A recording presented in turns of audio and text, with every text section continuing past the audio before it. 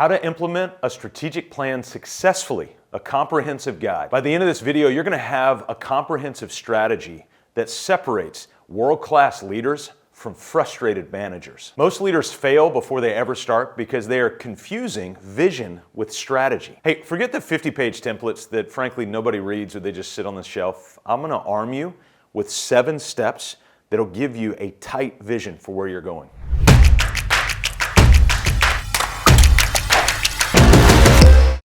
All right, when we talk about this world of strategic plans, good grief, we could go back centuries. Let's bring it to the more modern context of the 1900s and the 2000s here.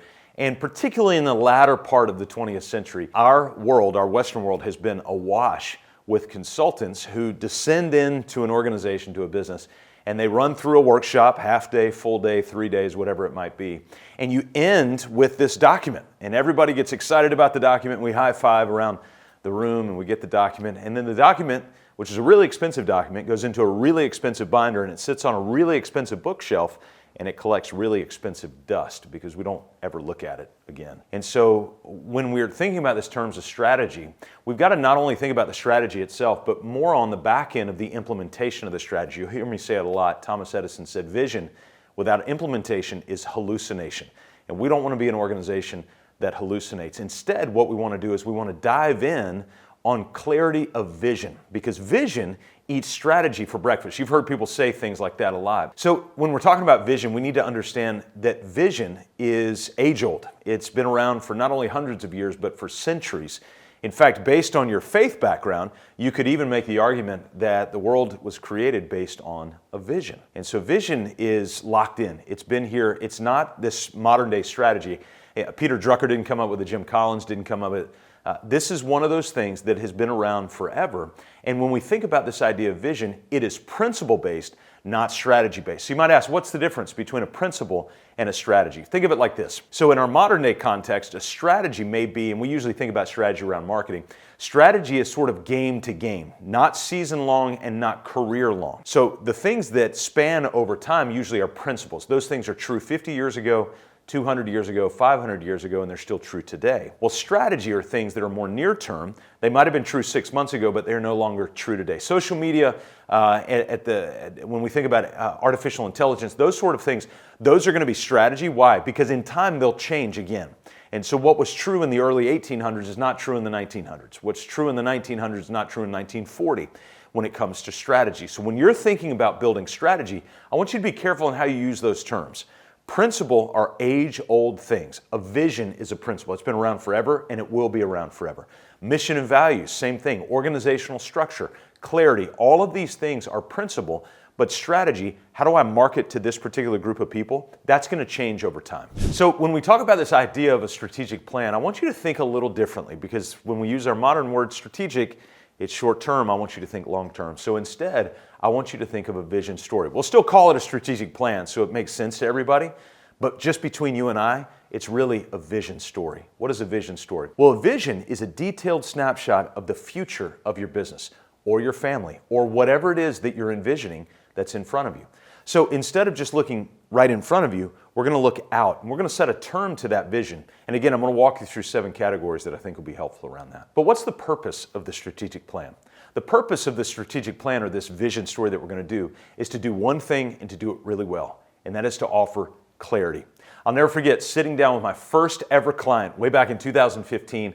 We sat down, and it was Chris and Justin with Shoreline and Premier, and I had just said, hey, I'm going to start coaching business owners. And they were like, what are you going to coach us on? And so I set up a full day vision, mission, values workshop. I locked them in a room for about 11 to 12 hours. I'll never do that again, by the way. And yet they walked with me through it, and I had created a binder that I was just pegging them with questions all day, helping them think through not only their existing business, but where they wanted to go. And by the end of it, they had incredible clarity. And over the next couple of weeks, I actually took all of it. I wish I had AI at this point, but I didn't. I took all of that and I actually put it into a formalized vision so that they could read it a couple weeks later. And I'll never forget, one of those guys looked at me across his conference room table and he said, I've never had this level of clarity in my business before. By the way, his business was about 9 years old at that point, generating about $12 to $15 million in that particular year. So by all accounts, very successful in what he had built. And yet he had no clarity of where he was going. When we're talking about strategic plan, That's what we're talking about, is this idea of clarity of where you're going, and so we can boil that down into a vision story. And I was hitting them with a bunch of questions. All right, Scott, you've said 7 categories, and can you just get to it? Yes, let's go ahead and get to it. Let's dive in to the vision story. Ready? So in the outside world, we're calling this strategic plan, but just between you and I, we're calling it the vision story. So step number 1, the term, the date. So when we're creating a detailed snapshot of the future of our business, how far out is that future? Now, in the past, we could do like a 10, 15, 20-year vision.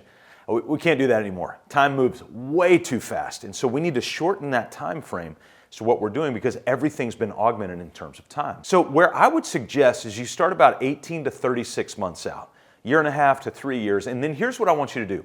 I want you to think, let's just go 3 years. From the date you're at right now, I want you to think 3 years out. And I want you to think about a meaningful date in that year. It could be a birthday, an anniversary, a graduation date, an expected pregnancy that might be coming up. 3 years out, a little too far for that, but you get my point. I want you to think about a meaningful date for that year. Don't just pick January 1 of the year or December 31st or July 1. Think of a meaningful date. And so I'll tell you a meaningful date I have on my vision right now. We're on our 10th version of our vision, by the way. And a meaningful date I have right now is May 10 of the particular year that we have that's about 3 years out. Why is that? That's the day my son graduates college.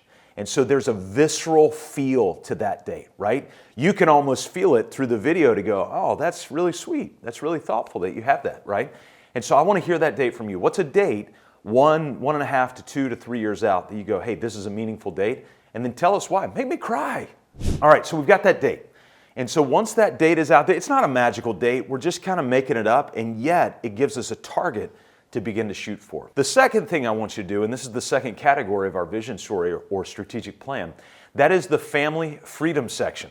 Wait a second, didn't you say that this was a strategic plan for our business? Yes. We have a phrase, we say this all the time. Life and business necessarily intersect. What does that mean? It means you're not a robot. You're a human being. And the people around you are human beings. The people you work with are human beings. The people that you live with and do life with, they're human beings as well. And if something happens at work, it's going to kind of follow you home. And if something happens at home, it's going to sort of follow you back to work. Right now, I'm having to make a really tough decision in our business. This is a true story. And Friday, all day, we walked through a situation. And then Friday night, my wife and I went out to happy hour, and guess what we talked about? It was everything at work that day. And about 2 hours, we talked about that. We try not to do that as much as we can, and yet life and work necessarily intersect. So as we're building our vision story, I want you to start before you get to the business. I want you to start with life.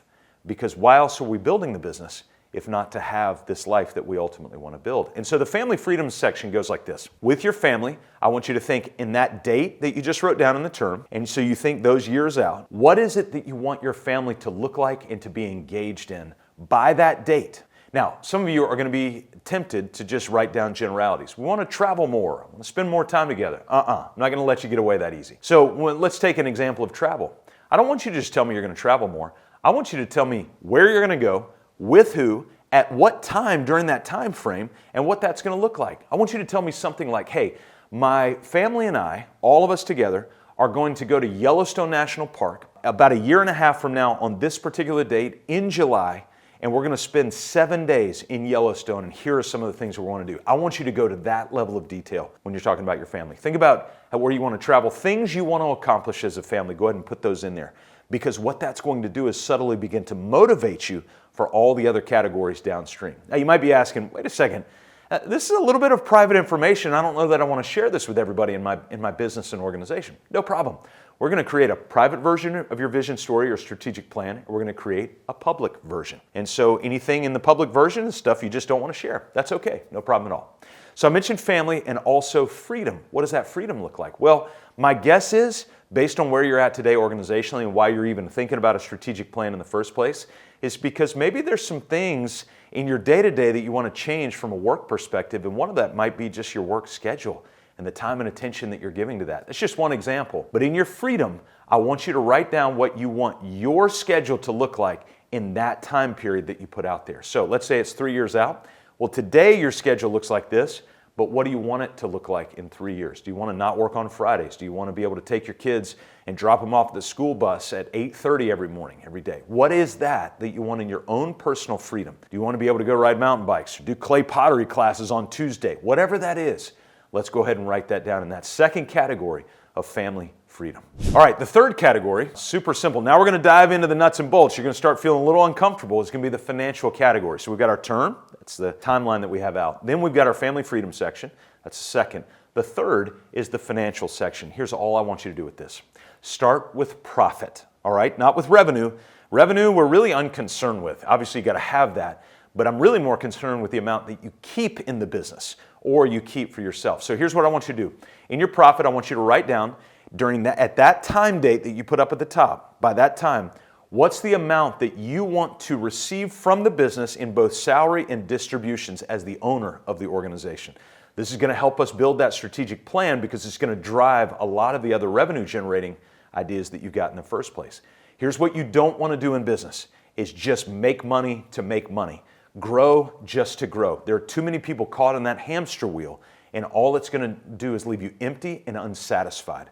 There's this proverb 23:5, and it says, money will take wings like eagles, and it'll just start to fly away. So we don't want to base our life on it, and yet we want to set some sort of metric around it to be able to help us to understand sort of where we're headed with this thing. So start with profit. How much salary and distribution do you want that business to provide for you?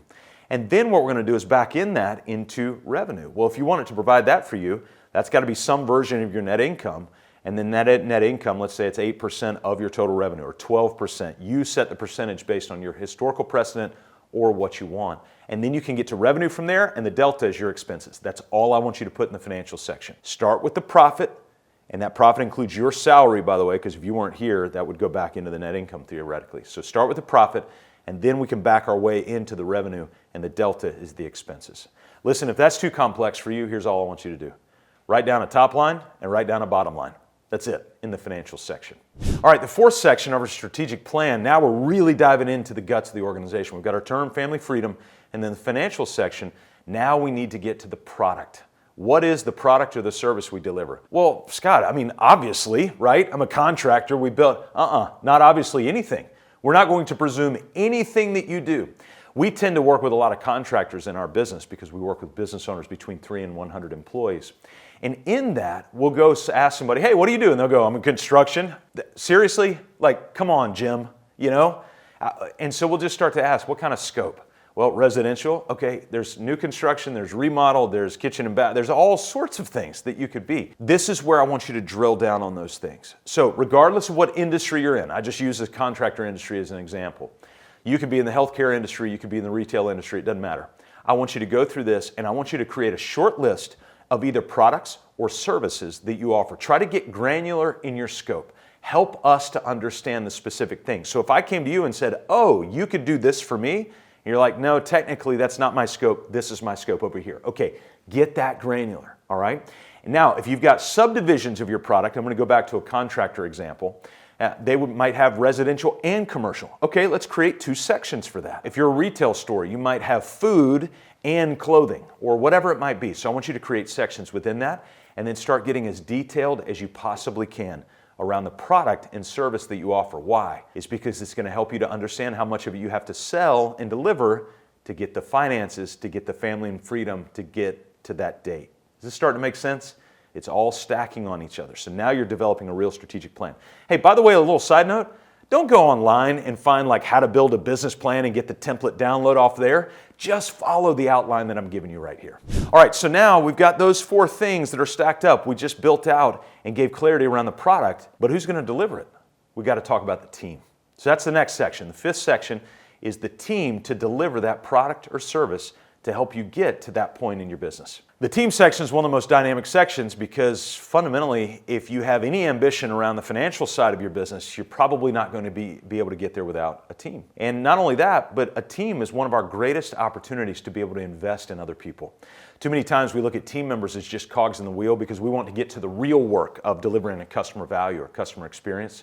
Your team is your first and primary internal customer is what we call them. And so we want to write down who it is that is an ideal fit for your internal team. Now, when we come into the descriptive of that, that's actually going to be our last category. So what I'm talking about in this section is really more the structure of the organization. All right, so think in terms of org chart. What is the organizational structure to deliver the product that we just talked about, to generate the resources to provide your family and freedom in that amount of time. And so when we're thinking about this, I want you to think about the human body. And so in your human body, the human body has about 11, 12 systems, something like that. You can look me up, catch me on that a little bit. But we got the skeletal system, the cardiovascular system, all these things. And the skeletal system is the system that upholds the weight and the proportion of the body. So when a body is 8 pounds, you've got a skeletal system to support 8 pounds. When the body's 208 pounds, you've got a skeletal system to support that body. So we need that skeletal system to grow as the organization grows. And so if you look back up to your financial desires and you look one category above to your actual product desires, now you can see that your skeletal system is going to have to support that. So what are those skeletons? I'm going to give you 4 categories that you can think through to build out the skeletal system: marketing, sales, operations, and administration. So those 4 categories together, and the administration includes accounting. And in those 4 categories, you can start to think, okay, what are the roles, specific roles that I need? Now, one little caveat for those of you that are smaller businesses. I told you we work with businesses between 3 and 100 employees. You might have 3, 4, 5, or 6. You might be playing 5 of those roles that are in there. And so your name is on that. Just take the names off. All I want you to think is role first, people agnostic. All right? That's a phrase we use all the time. Role first, people agnostic. We're not going to worry about the names right now. We're just going to worry about the bones of the skeletal system and go, hey, this is what is needed to uphold the system to deliver that product, to generate those resources, et cetera, et cetera. All right, the 6th category that we're going to get into is the client. All right, we're going to break this category down into 2 sections as we're thinking about the product that we deliver with the team, and then that's going to generate those financial resources for our family and freedom in that time. And so this client, we're going to think in 2 categories. One is the ideal client. Number 2, the non-ideal client. If I were to ask you a question right now, who's the worst client you've ever worked with? There, it's in your head, right? Don't say it out loud, by the way. It might be around. And so what you need to do is you need to think not about the name of that person, and don't be mean, but we need to think about the traits that you didn't like about that engagement. And so let's start with the non-ideal client. I want you to think in that non-ideal terms and just go, okay, what are all the things that frankly we're not built for? Like we just don't work well with. I'm not going to give you a total pass on this. Listen, we're all human beings and we can be a little challenging to work with from time to time. The reality is though that there are some people that you're just like, we're just not built to handle that. I want you to create a little list of what that looks like. Now on the other side of this is the ideal client. These are the ones that when they come walking through your door, you're like, God, yes, what can we do in order to work together to deliver our mission to you? And so thinking strategically, we want to think about both the people that we're not great with and also the people we are great with. When we do this, we can maximize and start to aim in our marketing and business development for the people that we're really, really good with. Does that mean that sometimes a non-ideal is going to come by and boom, we're going to shoot them too? Sometimes that's going to happen, and that's okay. But we at least need to acknowledge it. And when we acknowledge those situations, now we're at a better setup to motivate that team to deliver the product to generate the financial services that we're talking about. And we're going to nab them too. All right, so we've got and identified our ideal client, non-ideal client. Our team will now support that to deliver this product and service to generate those financials, all for our family and freedom. So what's that last section? It's the culture section. And here's a simple question to ask. If you were in a restaurant and you were sitting in a booth with your family and you had a client sitting just across the wall from you, but they did not know you were there, and they're talking about you behind your back, what would you hope they would say? Not just nice, kind, fast, prompt. Give me the phrases. I want a full phrase. Oh my goodness, we were in a pickle and they pulled us out. Like that phrase I want you to put in there. And I want you to get at least 5 or 10 of those phrases that you would want to hear from somebody who's talking about you and talking behind your back. That's the cultural element that you're going to do. Now, I want you to think about all these 7 categories that I've just walked you through. When you build those out, what do you have? You've got great clarity. At the time of this recording, just last Tuesday, we had our 5th Vision Day of this fiscal year. What does that mean? Every 2 months, I take this vision story, the thing I just walked you through, again, it's our 10th version, and I walk our entire team back through it so that they are reminded and they have clarity. Your job as an organizational leader is to do this over and over and over again. This is where we're going. This is where we're going. This is where we're going. Because periodically you're going to get questions to go, can we go over here? And your response is, thanks for the insight, but this is where we're going. That's what a strategic plan is, built out in a vision story. That's not just strategy, short term, but it's principle, long term. Now here's the hardest part. I just gave you most of the answers to the test, but now we've got to look at this and go, how do I do this? Well, the first thing you do is just take out a scratch sheet of paper and write those 7 categories and just start going answering those. You need to set a timer though for about 30 minutes because you're going to be distracted. So I want you to put away the cell phones, the computers, everything else, and just lock in. This is one of the most crucial parts of your business. The second thing I want you to do is I want you to go back to those 4 categories, something we call a master process roadmap: marketing, sales, ops, and admin. And I want you to set your timer for an additional 15 minutes. Give yourself a little break in between.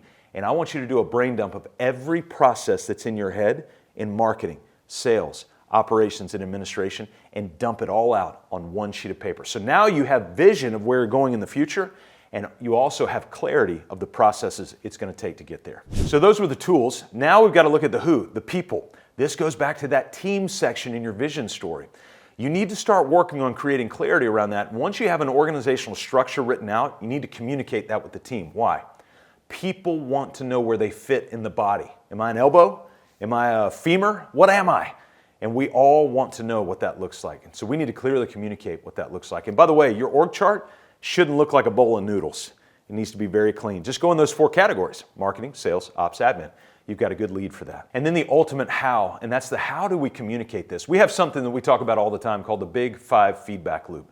They're the 5 meetings we look for in every business: team meetings, executive meetings, departmental meetings, annual performance review, and individual one-on-one check-ins twice monthly with your direct reports. Now, I'm not gonna try to overwhelm you with all that right now. Here's all I want you to do. I want you to take the first one of those 5, and that's the team meeting. A 1-hour, agenda-driven, leader-led, every week team meeting. And if you don't know what to do, just start. Set the timer for 1 hour, do not go over it, and you can't go wrong. And if you start to do that and have a published agenda around what that looks like, what you can do is start to take these vision elements and once a week set a line item in your team meeting and start reviewing them every week. That way you're creating clarity for the strategic plan so that your team has clarity on where they're going and what they're being asked to do. The final thing you can do is what we call 12-week goals, and that's every 13th week. If you look at the year, 52 weeks, so it actually works out really nicely.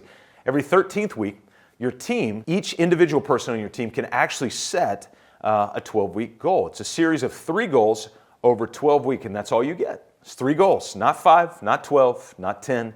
You get 3.